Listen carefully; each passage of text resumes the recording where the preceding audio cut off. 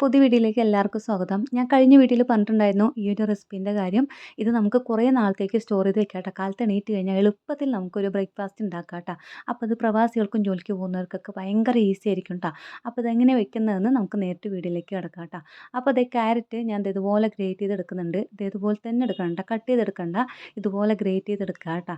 എന്നിട്ട് അത് കഴിഞ്ഞിട്ട് ഇഞ്ചി ദേ ഇതുപോലെ ചെറുതായിട്ടൊന്ന് പൊടി പൊടിയായിട്ട് അരിഞ്ഞെടുക്കുക.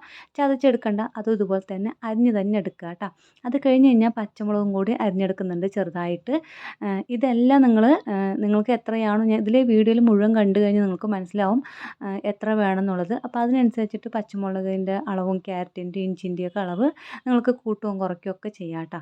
അപ്പോൾ ദേ ഒരു നേരത്തേക്കൊക്കെയാണ് വെക്കുന്നുണ്ടെങ്കിൽ ദേ ഇത്രയും മതിയാവും കേട്ടോ.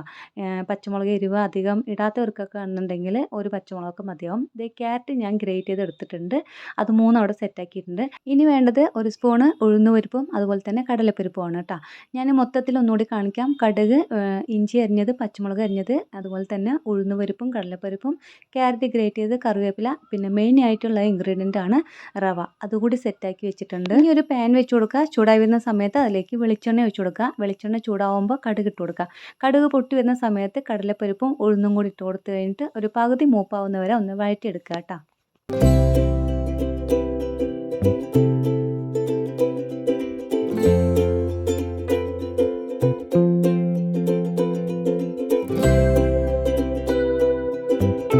അത് ഇതേ പകുതി ഒന്നായിട്ടുണ്ട്. ഇനി ഇതിലേക്ക് ഇഞ്ചി ഇട്ട് കൊടുക്കുന്നുണ്ട്. ഇഞ്ചി, പച്ചമുളക്, ഇനി നമ്മൾ അരിഞ്ഞു വെച്ച എല്ലാ സാധനങ്ങളും ഇതിലേക്ക് ഇട്ട് കൊടുക്കുന്നുണ്ട് കേട്ടോ. ദേ ഇഞ്ചി ഇട്ട് കൊടുത്തു. അത് കഴിഞ്ഞ് ദേ പച്ചമുളക് ഇട്ട് കൊടുത്തു. അത് കഴിഞ്ഞ് കഴിഞ്ഞാൽ ദേ നമ്മുടെ കറിവേപ്പില കൂടി ഇട്ട് കൊടുക്കുന്നുണ്ട്.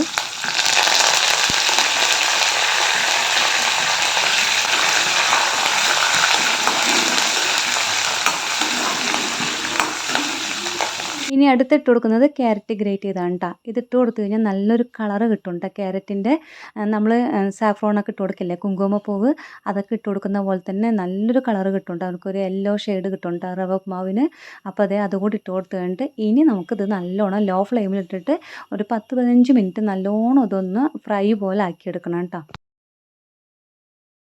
ദേ ഇതുപോലെ നമ്മൾ ആക്കിയെടുക്കണം കേട്ടോ. ഇത്രത്തോളം ഫ്രൈ ആക്കി എടുക്കണം കേട്ടോ. കറിവേപ്പിലേക്ക് നല്ലോണം പൊടിയണം കേട്ടോ കൈ കൊണ്ടാക്കുന്ന സമയത്ത്. ഇനി നമുക്കിതിലേക്ക് റവ ഇട്ട് കൊടുക്കാം കേട്ടോ. റവ ഇട്ട് കൊടുത്ത് കഴിഞ്ഞിട്ടും അതുപോലെ തന്നെ ഒരു 10-15 മിനിറ്റ് ലോ ഫ്ലെയിമിൽ തന്നെ വെച്ചിട്ട് ഇതൊന്ന് റോസ്റ്റ് ചെയ്തെടുക്കണം കേട്ടോ.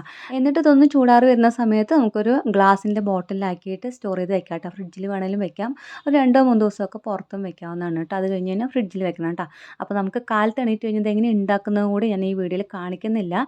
പിന്നീട് ഒരു വീഡിയോയിൽ ഞാനത് കാണിക്കുന്നുണ്ട്. ഇത് വെച്ച് എന്തൊക്കെ ഉണ്ടാക്കാമെന്നും ഞാൻ കാണിക്കുന്നതാണ് കേട്ടോ. ഒരു 3 ഐറ്റം നമുക്ക് ഇത് വെച്ച് ഉണ്ടാക്കാൻ പറ്റും. അപ്പോൾ അതുകൂടി ഞാൻ കാണിക്കാം കേട്ടോ. പക്ഷേ ഈ വീഡിയോയിലില്ല, പിന്നീട് ഒരു ദിവസം കാണിക്കുന്നതാണ് കേട്ടോ. ഇതിപ്പോൾ നമുക്ക് കാലത്ത് എണീറ്റിട്ട് ഇനി ഉപ്മാവ് ഉണ്ടാക്കുന്നുണ്ടെങ്കിൽ ആദ്യം ഒരു ചീഞ്ചട്ടി വെക്കുക. അതിലേക്ക് വെള്ളം ഒഴിച്ച് കൊടുക്കുക. ഇത് എത്രയാണോ വേണ്ടത് അതിനനുസരിച്ചുള്ള വെള്ളം ഒഴിച്ച് കൊടുത്ത് കഴിഞ്ഞിട്ട് തിളയ്ക്കുന്ന സമയത്ത് അതിലേക്ക് ഒരല്പം വെളിച്ചെണ്ണയോ അല്ലെങ്കിൽ നെയ്യോ ഒരു സ്പൂൺ ഇട്ട് കൊടുക്കുക. ഇട്ട് കൊടുത്ത് കഴിഞ്ഞിട്ട് നമുക്ക് ഇതിലേക്ക് ഉപ്പ് ചേർത്തിട്ടില്ല, അതുകൊണ്ട് തന്നെ ഉപ്പും വേണ്ടത് ഇട്ട് കൊടുത്ത് കഴിഞ്ഞിട്ട് വെള്ളം തിളയ്ക്കുമ്പോൾ നമുക്ക് ഈ റവ കൂടി അതിലേക്ക് ഇട്ട് കൊടുത്ത് ഒന്ന് മിക്സ് ചെയ്തെടുത്താൽ മാത്രം മതി കേട്ടോ. അത്രയേ ഉള്ളൂ. അതുകൊണ്ട് തന്നെ നിങ്ങളൊന്ന് ട്രൈ ചെയ്ത് നോക്കുക. നിങ്ങൾക്ക് എന്തായാലും ഈസി ആയിട്ട് ഉണ്ടാക്കാൻ പറ്റും. അതുപോലെ തന്നെ പ്രവാസികൾക്കായാലും ജോലിക്ക് പോകുന്നവർക്കൊക്കെ എളുപ്പത്തിൽ ഉണ്ടാക്കാം കേട്ടോ. കാലത്തിന് ബ്രേക്ക്ഫാസ്റ്റ് ഉണ്ടാക്കാൻ വേണ്ടിയിട്ട് ഒരുപാട് ടൈം ഇതിന് വേണ്ടി കളയണ്ട. അപ്പോൾ ഇതൊന്ന് ട്രൈ ചെയ്ത് നോക്കുക. ഇഷ്ടപ്പെടുകയാണെങ്കിൽ ചാനലൊന്ന് സബ്സ്ക്രൈബ് ചെയ്യുക. അതുപോലെ തന്നെ ലൈക്ക് ചെയ്യുക. അറിയാത്തവർക്ക് ഇതൊന്ന് ഷെയർ ചെയ്തോട് കൂടി കൊടുക്കുക കേട്ടോ. അടുത്തതും ഇതുപോലെ സ്റ്റോർ ചെയ്ത് വെക്കാൻ പറ്റുന്ന ഒരു ഐറ്റം തന്നെയാണ് കേട്ടോ. നിങ്ങൾക്ക് എന്തായാലും അടുത്ത വീഡിയോയും നിങ്ങൾക്ക് ഉപകാരപ്പെടും. അതുകൊണ്ട് തന്നെ ചാനൽ മറക്കാതെ സബ്സ്ക്രൈബ് ചെയ്യുക, സപ്പോർട്ട് ചെയ്യുക. അപ്പോൾ നമുക്ക് പുതിയ വീഡിയോ ആയിട്ട് വരാം കേട്ടോ.